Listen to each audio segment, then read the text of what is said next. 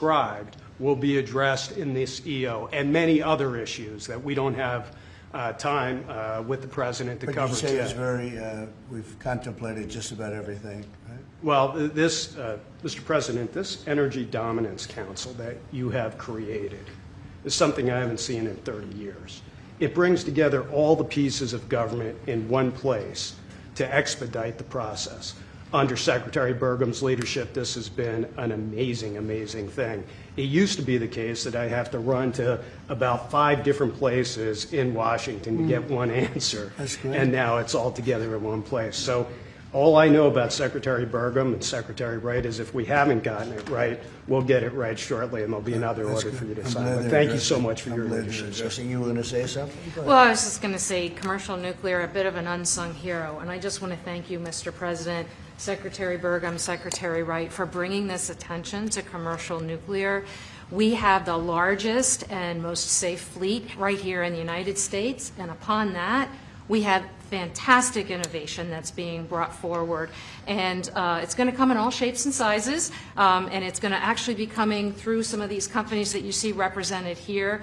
We're going to have great jobs, we're going to have wonderful energy, and we're going to be ready. So thank you, Mr. President, for leaning in. Appreciate it. Great job you've done, too. Jake? How about talking about your company and the job you're going to do? Yes, thank you, Mr. President. Well, first of all, a little MIT nuclear connection that goes back, I know, familial for you. So, yeah, we're working on small reactors. I'm Jake DeWitt, CEO, co-founder at Oklo, working on small next-generation reactors that take technology America invented, developed, and pioneered and bringing it to the market after it sat on the shelves of history for about 40 years.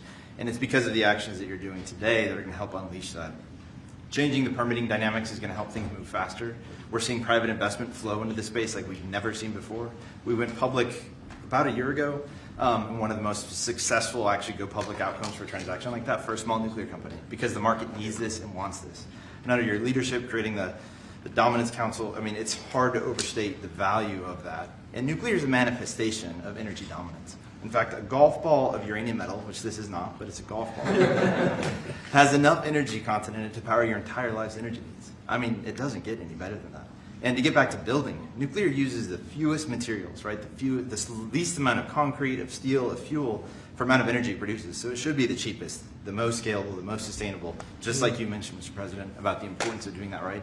The physics are on our side, and these things help unleash this innovation to actually realize that. So it's never been more exciting. Very exciting indeed. Go ahead, please. And I'm Scott Nolan, CEO of General Matter. We're an American enrichment company trying to bring back the U.S.'s lead in producing nuclear fuel. So just like car engines need fuel, nuclear reactors need fuel. Right now, the U.S. is completely dependent on other countries to make the key step of enrichment in this field. And these executive orders are going to pave the way for the U.S. to regain its lead. So we really appreciate it. Will you be doing the AI plants? Because we have a lot of them going up now, and or soon going up, and they need tremendous electricity. Are you going to be involved in many of those plants? Yes. Will a lot of them be using nuclear, or some are using oil and gas, some are using different things? But many of them will be, I think. It just makes a lot of sense. Nuclear is a perfect solution, and that's where most of them are interested. Good luck. Thank you. It's going to be great. It's going to be, yes. Okay, Will, please. Yes, the first executive order we have for you relates to the issue that Secretary Hegseth was speaking to, which is the need for incredible amounts of power at defense installations and also in AI-focused installations. What this executive order will do is speed up the approval and adoption process for specialized nuclear reactors at these sorts of sites. It also involves the Department of Energy making available the necessary fuel stock. It also creates a special envoy position and a strategy around nuclear technology export, the idea being that we can grow American industry on the back of foreign purchasers who are interested in this sort of technology as well. I'm just thinking, as you're saying that, I just said, what about auto pens? Could I use an auto pen? What did Biden do? Did he have an auto pen at the desk? Nuclear powered. No, he didn't do events like that. Yeah, he used nuclear power. You know, he didn't do events like this, I guess. That's all right. Otherwise, you know, you walk into the other side of the room, have an auto pen sign, right? Here it is. It's phase one. Very big phase, very important phase.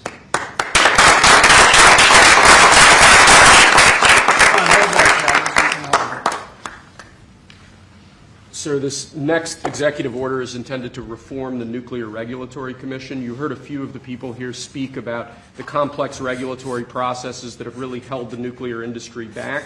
Before 1978, there were 133 reactors built in the United States. Since 1978, only 2 new commercial reactors have come online. That's because of overregulation, and the goal of this executive order is bringing that regulatory process into line with the actual needs of the industry and public safety, with an end goal of quadrupling the amount of nuclear power production in the next 2.5 decades. It's fantastic. It's exciting, right?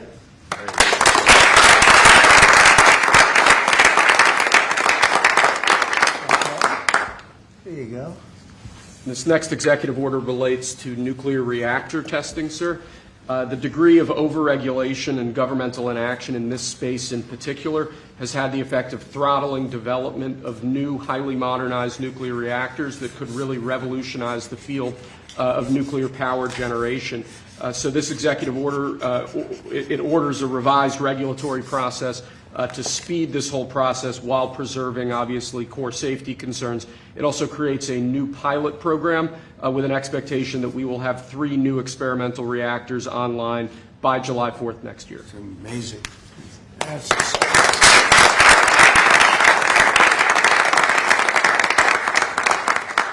okay, come on. And lastly, sir, we have an executive order on reinvigorating the nuclear industrial base.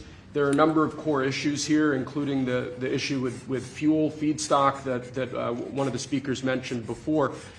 This executive order, among other actions, includes an invocation of the Defense Production Act in order to spur a closer collaboration with private industry to ensure that we have the fuel supplies we need for a modernized nuclear energy sector.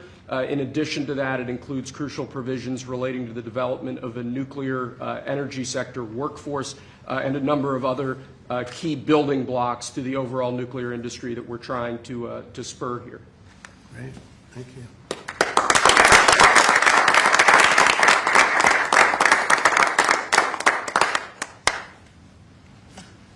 We have one more for you here, sir. This doesn't directly relate to nuclear energy, but it's on a similar subject.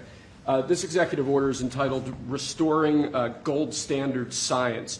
One of the issues that we've had in recent decades is that government policy has been made on the back of junk science, scientific studies and findings that have included conflicts of interest or scientific misconduct. The purpose of this executive order is to recenter policymaking around gold standard science, scientific efforts that have followed appropriate scientific methods that don't include those sorts of conflicts of interest, and to ensure that when departments and agencies are relying on scientific studies to promulgate rules, to promulgate regulations, that the science that they're relying on is highly reliable and available to the public. He did a very good job, didn't he? He did. How many people here could have done that? I don't know. I think a lot. Thanks. Good job, Will. Thank you, Mr. President.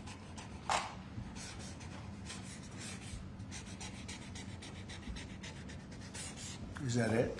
That's all we have for you now, sir.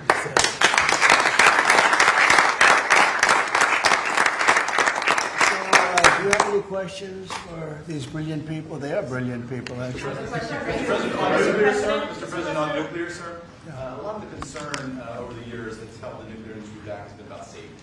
Are you satisfied with those safety concerns? Yeah, we are. It's become a very safe, actually it's become very safe, and a tremendous work's been done on that, more than anything else, and it's really the automatic shutoffs. There's so many different things that they have now that they would have never had. You know, my uncle was a great nuclear person years ago, and that was a different, if you would have asked that question, probably it would have been a much different answer.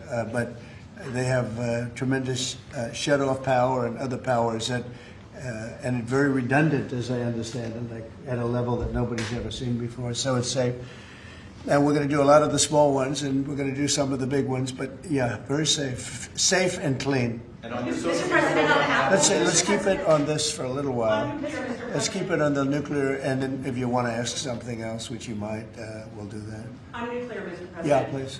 What did you say to folks who are concerned that speeding up licensing or even doing fuel processing raises safety and proliferation? Yeah, we're going to get it very fast, and we're going to get it very safe, and we're going to get the people in and out, and they're going to do plants. In many cases, they'll do 3 or 4 smaller ones and put them together. That's what France has done. France has done a good job of this for years.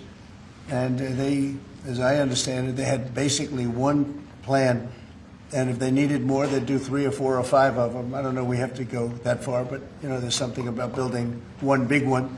But we'll build the big ones, too. We're going to have, I think I would say we'll be second to none, because we're starting very strong. But it's time. It's time for nuclear, and we're going to do it very big. Yeah, please. Mr. President, what about the European Union? You said that negotiations are going nowhere. Where are the kind of points where they're slow moving?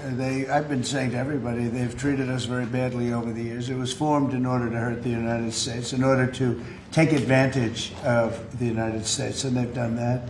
We have a big deficit with them. They sell millions and millions of cars, as you know, Mercedes and BMW and Volkswagen and many others, and we were restricted from restricted from selling cars into the European Union, which is not nice. And I just said it's time that we play the game the way I know how to play the game. You know, they've taken advantage of other people representing this country, and they're not going to do that any longer. Yeah. Mr. President, you are a deal maker, deal breaker. What are you hoping to achieve with a 50%? Tariffs on the EU? Well, I think this is there is no tariff, because what they'll do is they'll send their companies into the U.S. and build their plant. You know, we have, I guess, over $12 trillion practically committed. You look at other presidents; they haven't had $1 trillion for a year, for 2 years, for 3 years. We have numbers. Nobody's ever seen numbers like we have. And if they build their plant here, then they have no tariff at all. Are you looking for a deal in 9 days? Will you be able to do that, sir? I'm not looking for a deal. I mean, we've set the deal. It's at 50%. But again, there is no tariff if they build their plant here. Now, if somebody comes in and wants to build a plant here, I can talk to them about a little bit of a delay. But, you know, while they're building their plant, which is something I think that would be appropriate, maybe, we'll determine that. Is there anything they can do, sir? Is there anything the EU can do? I don't know. We're going to see what happens. But right now it's going on June 1st. And that's the way it is. No, they haven't treated us properly. They haven't treated our country properly. They banded together to take advantage of us. And the people behind me know, because they had some of that with their industry. But generally, you know, we signed a great deal with United Kingdom. We have numerous other deals that are ready to be signed. We've signed a deal with China. We have some really amazing deals. But the European Union, I mean, the sole purpose was really not to hurt us, but to take advantage of us, and we're not going to be taking Mr. President, on Apple, you said this morning that if they don't make their iPhones in the U.S., you're going to hit them with a 25% tariff. Right. Do you have the power to tariff one single company, and why would you No, want to it'll hurt be an more. American company in that way? It would be more. It would be also Samsung and anybody that makes that product. Otherwise, it wouldn't be fair. So anybody that makes that product, and that'll start on, I guess, the end of June. It'll come out. I think we have that appropriately done by the end of June. So if they make that product. Now, again, when they build their plant here, there's no tariff. So they're going to be building plants here. But I had an understanding with Tim that he wouldn't be doing this. He said he's going to India to build plants. I said, that's okay to go to India, but you're not going to sell into here without tariffs. And that's the way it is. Yeah. Why would you hurt an American company? What makes you confident, sir, that Apple can build in the United States at a price that American consumers? Oh, they can. No, they can. And a lot of it's so computerized now. These plants are amazing if you look at them, but they can do that. And you know, actually, as you know, Apple's coming in with $500 billion. So are the chip companies. We have all of the chip companies coming in. The biggest, $500 billion, $200 billion, $250 billion they're spending.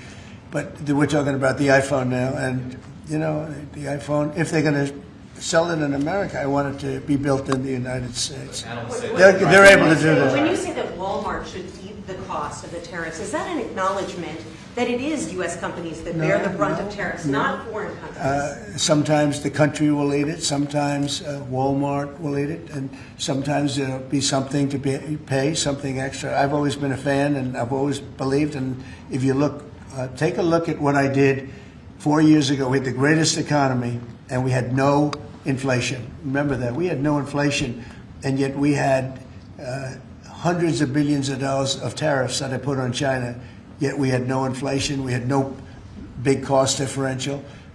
Oftentimes, and I don't like it when a department store, because they'll do a lot of business, but they announce record profits and everything else. They have to take out some of their profits. They'll make a little bit less money. But I don't want the consumer. I don't want the consumer to pay. But why impose tariffs that you know are hurting American businesses? They're not hurting. They're helping because they're creating jobs in America. We're creating tremendous amounts of jobs in America like you've never seen. We're having investment in America. We're not getting ripped off by every country in the world. We've been ripped off by every country in the world. They're making their product. They sell it. They don't give our people the jobs. They make them with other countries' jobs. And we will have something that nobody will ever see again, I think. I think we have a potential to do numbers that we never envisioned in the wildest year. Look at what's happening. 10 to 12 trillion dollars in literally a couple of months. It's nothing like that's ever happened. It's we're doing a very special thing. We want, if they're going to sell it here, generally speaking, not for all products. There's some products we don't want to make. And frankly, we're much better off getting them elsewhere. But for certain products, we want cars. We want to make cars. We don't want to have, and I like Canada very much, but we don't want to have Canada making our cars. We want to make our cars. Oh, it's a phone call. Do you mind? Hello? Okay, it's only a congressman. I'd let you know, actually. Mr. President, are you considering stopping other universities from taking foreign students? It's a different congressman. They're all congratulating us. Is that an iPhone, sir? Yeah, it's lucky it is. Right? Okay, let's go. Are you considering stopping other universities besides Harvard from accepting foreign Well, we're students? taking a look at a lot of things. And as you know, billions of dollars has been paid to Harvard. How ridiculous is that? Billions. And they have $52 billion as an endowment. They have $52 billion.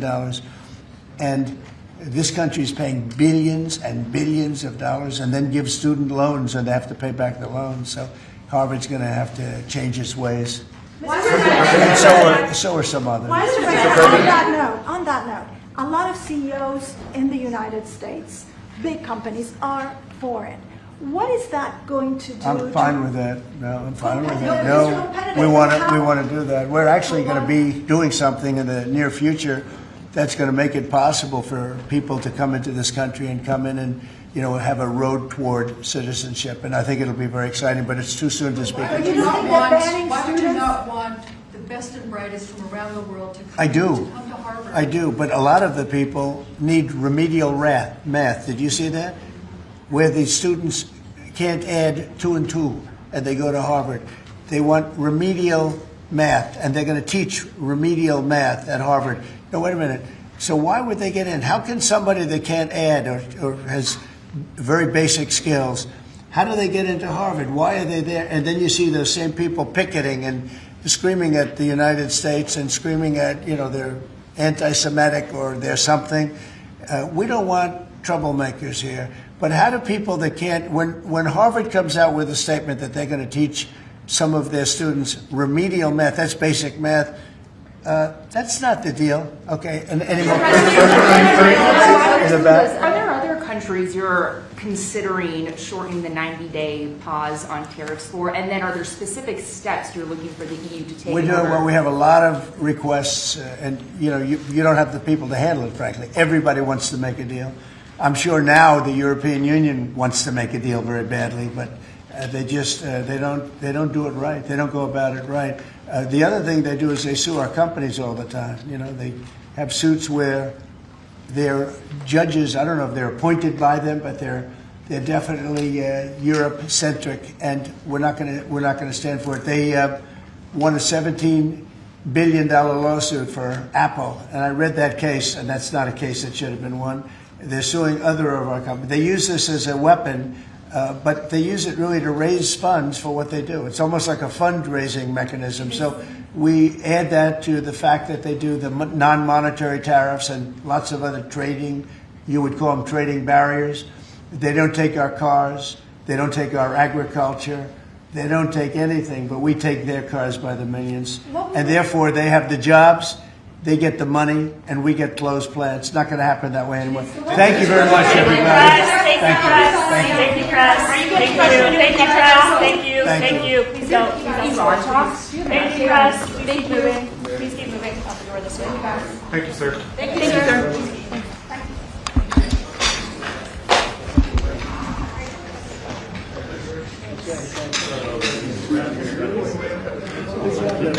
You think that's fun? You think that's easy?